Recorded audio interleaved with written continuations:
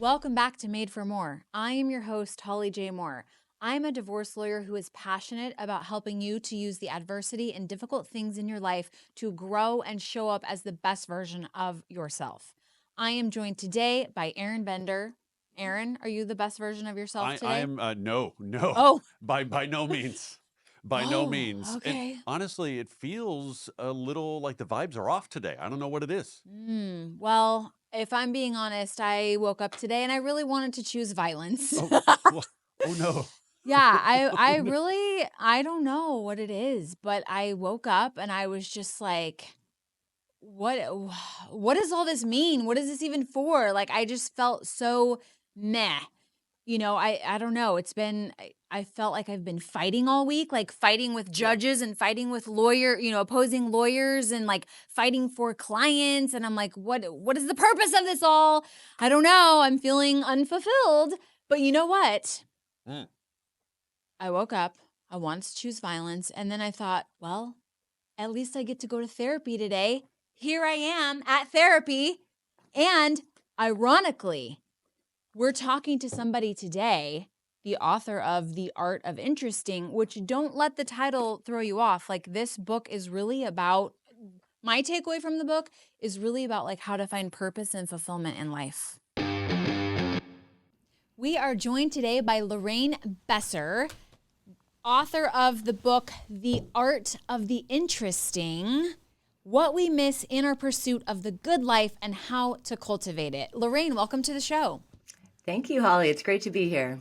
Yes, I am excited to have you. I'm actually particularly excited to talk to you today because I was just telling Aaron, I woke up feeling very like meh today and very, almost like, what does this all mean? Like, what are we doing all this for? So I feel like you are the perfect guest. Like God sent you for me today. And I think probably undoubtedly we all maybe feel like that from time to time. So I'm very confident that some of our watchers and listeners will be having one of those days when they see this episode and you will be giving us your wisdom on how to live the good life, right? Your book talks a lot about the good life. Yeah, absolutely. And we all have those days. Yes. And uh, one of the things I think is so important is to be able to turn it around and to Ah, not get stuck. And so right. I have all sorts of interesting strategies for thinking about how you can kind of take those moments and really turn them around without having to do very much. Oh, okay. Well, I definitely want to get into that. But before we get there, so the title of your book, The Art of the Interesting, tell us a little bit about like your concept of interesting and how that sort of fits into the context of like living like a meaningful life. Yeah, thank you. So, the art of the interesting, it describes a skill that we can develop, which is to really create and notice interesting experiences. And our research shows that interesting experiences allow us to develop this state of psychological richness, right? It's this state Yes. of robust cognitive engagement where we are feeling different emotions, we're letting our thoughts trickle, and often we find that when we have these experiences, we really leave with a changed perspective. And we find that interesting, psychological richness and interesting experience plays a really important contribution to the good life. And one of those contributions we just started off with is, on those days where you're really struggling to find some sense of fulfillment or you're struggling to feel happy even, uh, psychological richness is distinct from those things, which means you can still have interesting experiences even when other things aren't great. Yeah. So I actually wrote down the term psychological richness because you do talk about that term. You use that term often in the book. Explain to us what you mean by that. Yeah, so psychological richness, it describes the set of experiences that deliver this kind of depth and variety and interest to your minds. So they impact your mind in a certain way, which is by forcing it to really engage. And so a psychologically rich state is one where you just have this state of different thoughts and emotions and where you're allowing your mind to really do what it wants without structuring it. And so when you're having a psychologically rich experience, you're not trying to get anywhere, right? You're not trying to use your mind to accomplish anything. And you're also not trying to evaluate things, right? So you're not thinking about whether things are good or bad, right? What you're doing is just really taking in whatever moment you are in and allowing it to hit you and to hit your mind. And if you bring this kind of spirit of openness to it, then you can allow yourself to, or allow your minds really to take over and kind of do what they like to do, right? They like to think, they have new thoughts. We're all curious people. So our minds can go for it, but we have to give them the space. That's really interesting because as I was in the shower this morning, I noticed myself, which I don't recall really noticing this about myself before, but I noticed myself like labeling everything I was thinking, like that's going bad, this is going good, this is, mediocre. So how, because I think what I'm hearing, and let me know if I'm picking up what you're putting down, is like this state of psychological richness is kind of, it's almost like it's kind of akin to meditation, where you just kind of have to like let go, right? And like receive the experiences, allow your mind to do what it wants to do, and not constantly be making those judgments, those mental judgments about your thoughts, yourself, what's going on. Yeah. So how do we do that? Well, one thing we do is recognize when we're in that mode of really just thinking, oh, this is happening, it's bad.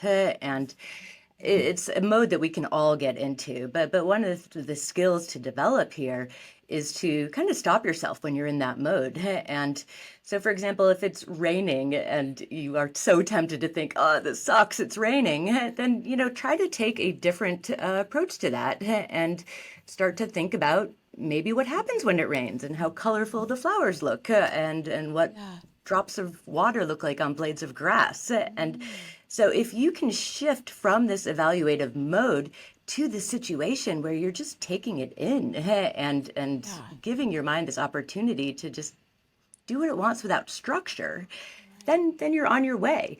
But I think this really important first step is really to get into this habit of engaging with things from a non-evaluative perspective, which can be hard, and it can be it's something that I certainly had to work on a lot when I started noticing this and paying attention to it, but you can do it. We can all do it.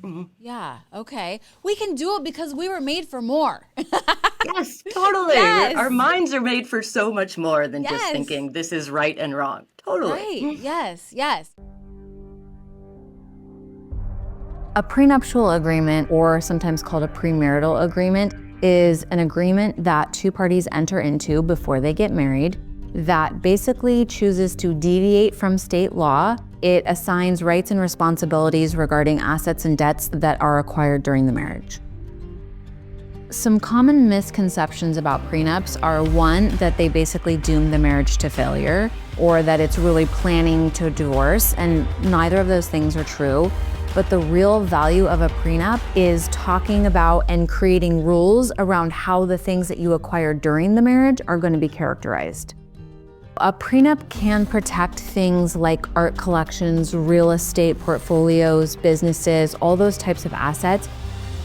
The ideal timeline to get a prenup is not 2 weeks before the wedding. The final version of a prenup has to be presented to the parties 7 days before they actually sign it. So there's like a 7-day waiting period. As soon as you get engaged, you should seek a lawyer's advice and counsel on a prenup and start the process then, because the closer the prenup is signed to the wedding, the more likely that the court is going to think there was some sort of duress involved in that person signing it, and they have to prove that the prenup was signed voluntarily in order for them to be enforced. At Moore Family Law Group, we represent a lot of high-profile people, celebrities, professional athletes, business tycoons. If you already have a lot of assets, or you think you're going to be acquiring a lot of assets during your marriage, we are the best ones to protect that for you and help you make your marriage stronger. Call Moore Family Law Group today. Okay, so now I want you to talk a little bit about, because the other concept that comes up often in the book is this concept of the good life.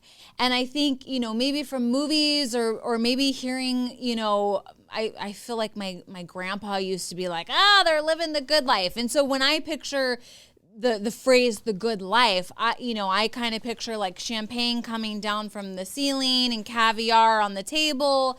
And, that I guess my sort of mental picture of the good life involves like material things maybe. So talk to us a little bit about this concept of the good life. Yeah, so the way I wrap my head around the good life is I often describe it in terms of our best possible lives. And what I'm getting at is a life full of different experiences which really enhance your life. And so rather than thinking about the good life insofar as like things you can obtain, Yeah. I'm encouraging folks to think about the good life in terms of the experiences that they want and the experiences that will add value to our lives. So if we think about happiness, which is totally a part of the good life, right? Yes. Happiness is good because its experience is good, right? It feels good. It feels pleasurable, and it gives us, when we have happy experiences, right, we're really touching into something that resonates with us. And I think the same things hold for other common areas of the good life, like when we're searching for meaning or purpose, right? What we're really doing there is thinking about getting fulfilling experiences, and those make a real contribution to our lives, as does psychological richness. And psychological richness delivers interesting experiences. And I frame the good life as this kind of three-legged stool that's involving, right, happiness, meaning, and psychological richness. And the key towards living that, right, the key towards living your best possible lives is to do what you can to experience all of those things, not necessarily at the same time, right, Right. but throughout one's life or throughout one's day even. Yeah, so I'm glad you brought up the visual of the three-legged stool. I want to read this passage from your book. The good life is like a three-legged stool. It needs the support of pleasure, fulfillment, and the interesting. Just as pleasure and meaning alone deliver a shaky stool, the interesting can't hold up the stool on its own either. And then you go on to say, we're so used to defining the good life in terms of pleasure and fulfillment, we are probably used to a shaky stool. Maybe we have felt the shake and tried to beef up on pleasure and fulfillment. And that's, a tropical vacation, maybe some community service. We like to think we'll finally get to that good place if we only had more pleasure and meaning. But I think we know deep down that's not going to work. Pleasure and fulfillment have their limits. No matter how much effort we may put into one or both, it won't be enough in the absence of the interesting. That is very interesting. Yes, thank you. Thank you. Yes. So talk to us about that. Yeah, so what I'm getting at here, we're so used, there's so much discourse, popular discourse these days about happiness and about meaning, and they're really important aspects of the good life. But if you look at how they occur within human beings and the minds that we have, it becomes pretty clear that they can only play a really limited role, right? So, for example, with happiness, we adapt to pleasant feelings very quickly. That's part of just how we operate. And so it's really hard to sustain happy feelings throughout the course of any kind of time. Yeah. Certainly throughout the Happiness course is of a life. fleeting. Yeah. Happiness is fleeting, right? Yeah. And the same too with fulfillment, right? So when we are seeking fulfillment, right, through however, there's tons of ways to seek fulfillment, but one of the difficulties that psychological research shows about this mission to find fulfillment is that it very often just doesn't deliver, right? We develop expectations of how we're going to feel when we get to that end, when we get the promotion, when we achieve something. And yet what happens is most of us feel really flat in the face of these things that we expect to fulfill us so much. And that's not to say that we can't experience fulfillment along the way, but again, it's to say that a life based only on fulfillment is really not going to be a great life. It's certainly not going to be your best possible life. Interesting. Because I think, fulfillment, that would be things like, giving back and volunteer work. Those things would kind of fall into the bucket of fulfillment, correct? Yeah, and they're important, right? Yes. But if we devote our lives exclusively to them, right? we're doing wonderful things. Yes. But I think that the more you put your focus exclusively in any one area, but especially that area, I think the more impoverished your life becomes. There's time to do more, right? There's Right. time to save the world and have interesting experiences and be Yeah. happy, right? We Yeah. don't have to think in these we don't have to categorize it and think, oh, if I'm really think this is the most important thing in life, then I shouldn't make room for other kinds of experiences. There's room for other kinds of experiences, and the more we have of them, right, the more we'll not end up in this kind of impoverished place where we're feeding into only one aspect of ourselves. Right. So how did you I mean, I think I know because I read it in the book. But tell the audience, what inspired you to write this book, and what inspired you to go on this journey of coming up with the theory that like we have to have, the three-legged stool with pleasure, fulfillment, and the interesting. Tell us a little bit about how you came to that place. Yeah, so one of the things that prompted me was some research I was doing with a psychologist, Dr. Shige Oshii. And this was a project we took on to really define and try to understand what we thought was this missing piece of the good life, and that we come to describe in terms of psychological richness. And while I was thinking about these things and what interesting experiences are, what kind of value they added to my life, our lives, I really became aware that my life at that time had been really so focused, particularly on meaning and work and purpose, that it actually was really impoverished, right?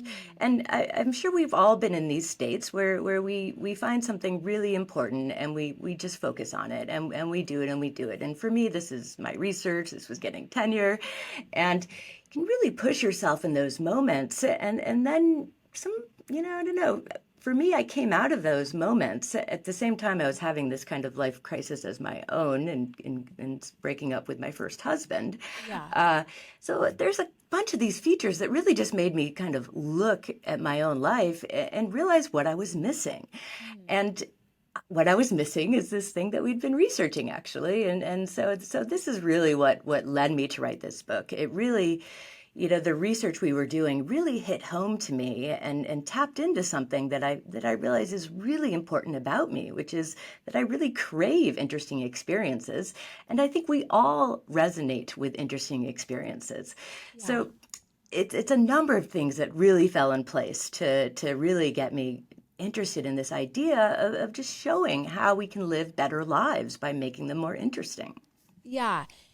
I want to read basically the first paragraph of your book because I think so many people can relate to this. And I recall we had Danae Logan on the show who was talking about relationships, but she talked about women in particular around 40 usually have sort of like a major life event that kind of, it's like, in the positive sense, we can call it an awakening, but at the time it feels like a crumbling of everything around you. Yes. So, okay, totally. so you write, on the cusp of turning 40, I found myself at the top of my game professionally and at the bottom of my game personally. This part of my story is a little cliched, but sometimes things are cliched for a reason. I'm one of these people we hear about a lot. Married early, threw herself into her career, juggled having babies and working full-time, pushing herself year after year until it all came falling down and I found myself divorced and alone with 2 young boys to raise. Only when it all fell apart did I stop, did I pause, did I think, who am I? What do I want my life to look like? And I think, I think that's just so relatable for so many of us. And so that experience led you to write partially led you to write this book, led you to where you are today. So, but if people that are watching and or listening are thinking, oh my gosh, that's me, what do they do? Where do they go from there? Like what now?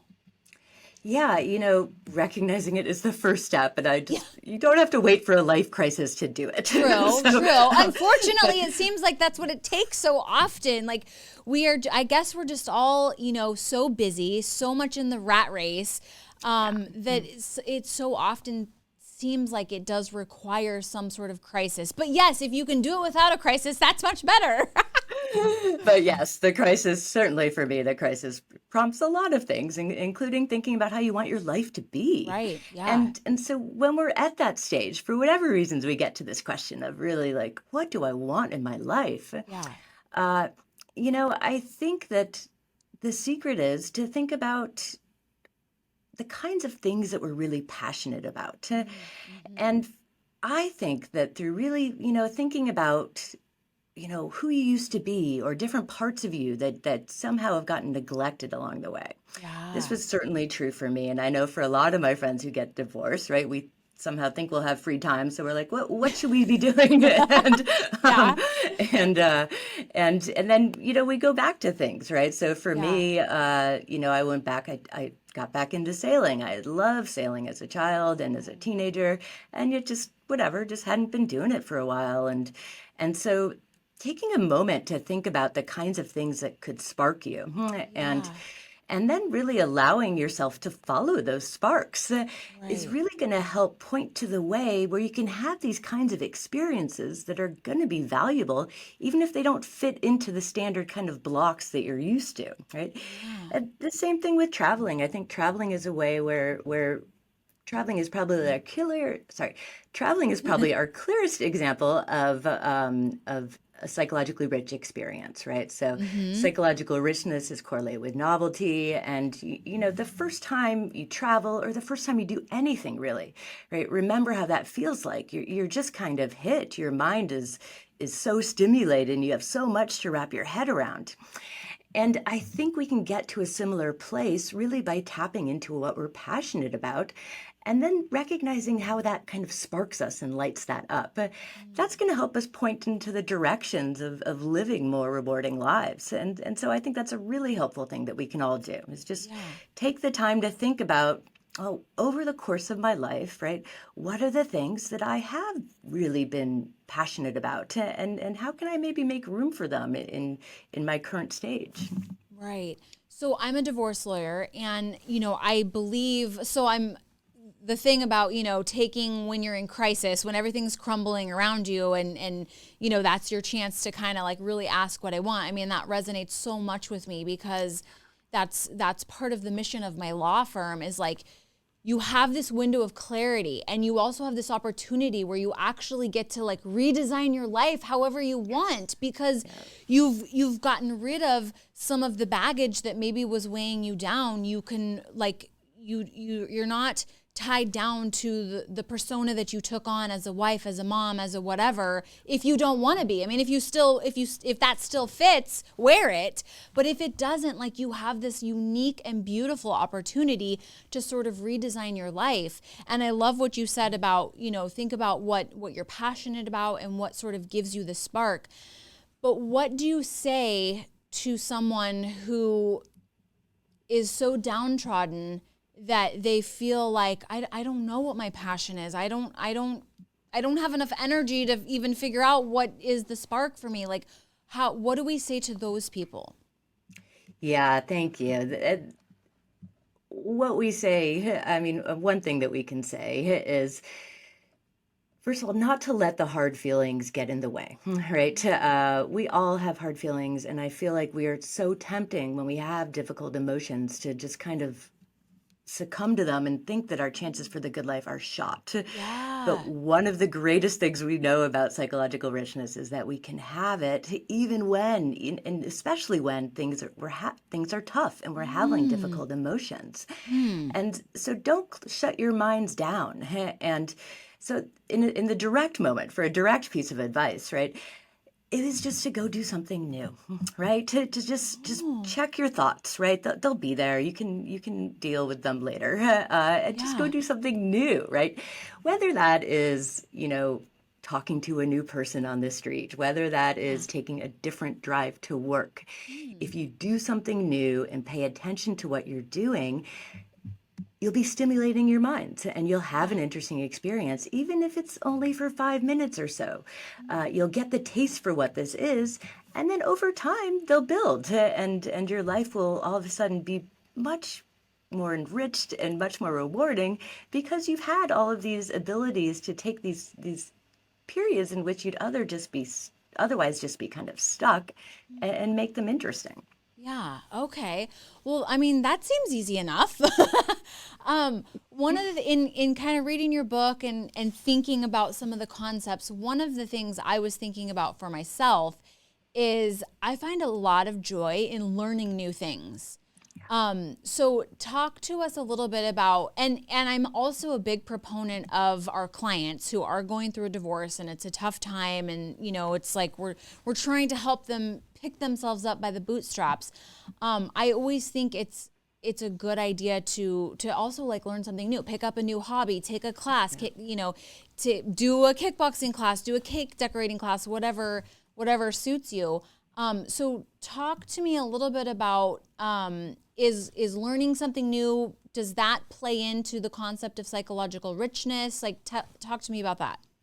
Yeah, absolutely. If you think about it, as adults, when we learn something new, we're doing it just because we're interested in it, Right. right? Yes. Yes. And we might not find, we can try things out and not enjoy them, right? Yeah. But when we are learning something new and it's clicking with us, right? Yeah. We're only doing that out of a sense of interest, right? It's because Yes. something about that activity is resonating with us Yeah. and really allowing our minds to engage and encouraging them want to, get this information and take it in or develop this new skill. Yeah. And so I think that those are great opportunities especially for adults, right?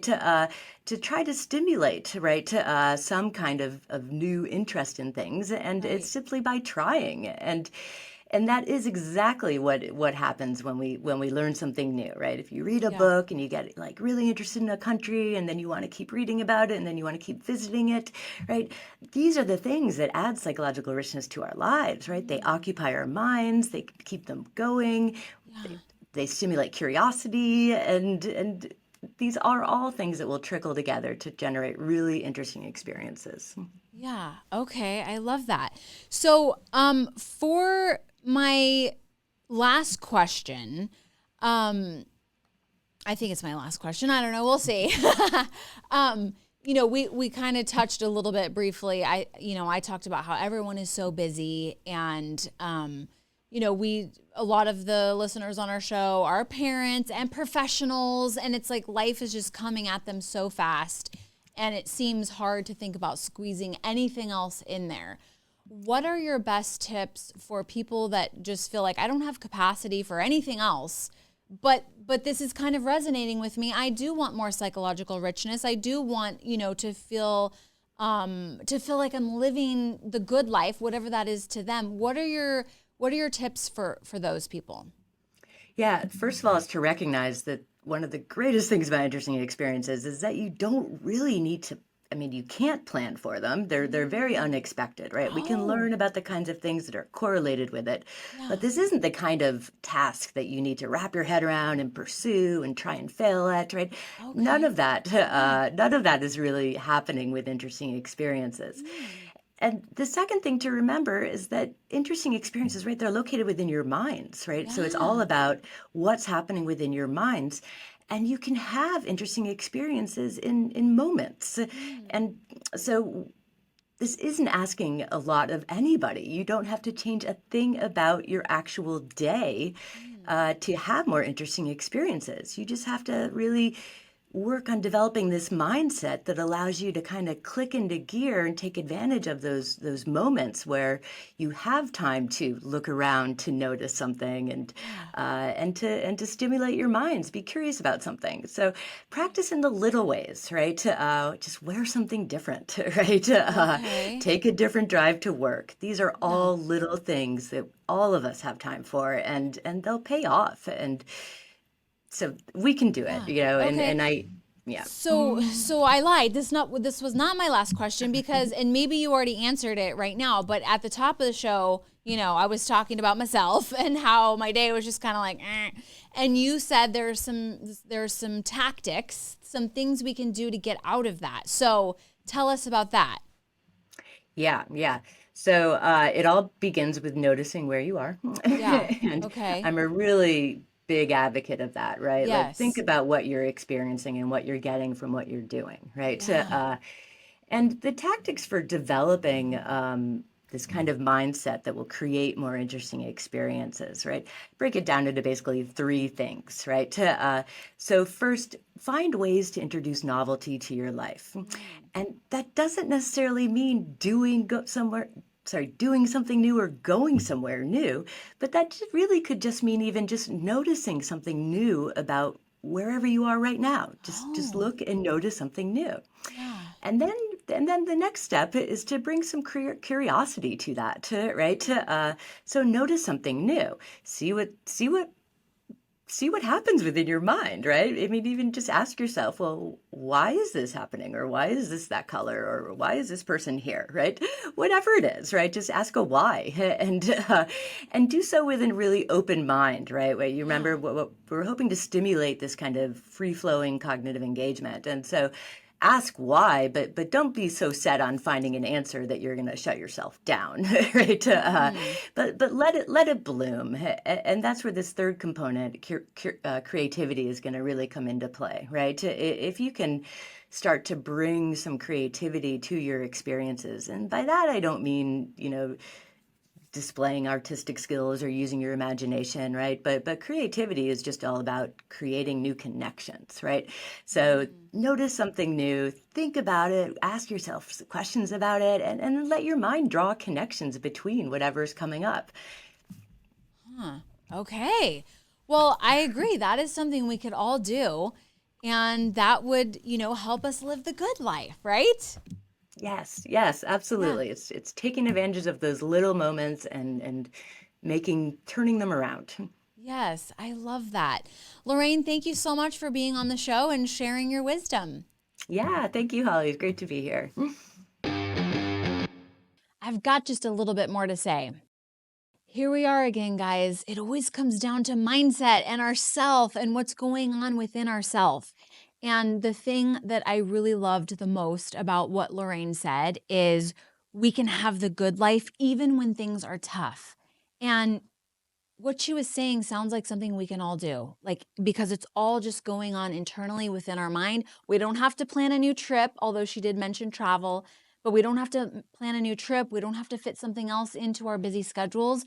We just have to use our minds to reframe situations, notice what's going on, draw connections, and that will give us the psychological richness that apparently will lead to a better life. So, please go out and try it because you were made for more.